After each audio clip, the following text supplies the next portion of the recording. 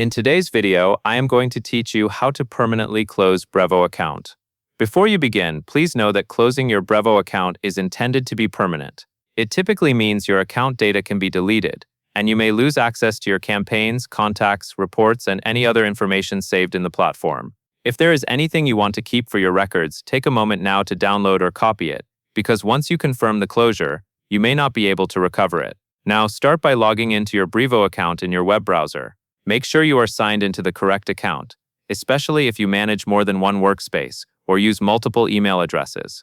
Once you are in, look to the top right corner of the dashboard. You will see your profile area, which is usually labeled with your name or your company name. Click on that name or company label to open the account menu.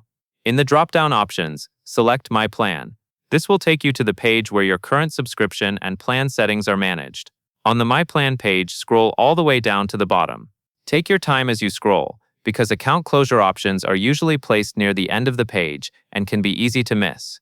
Keep going until you find the option that says Close My Account. Click Close My Account.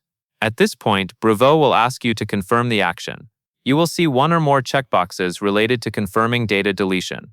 Carefully read each confirmation line, since these boxes are there to make sure you understand what will happen to your data and access. Check the boxes required to confirm that you agree to the deletion and closure terms.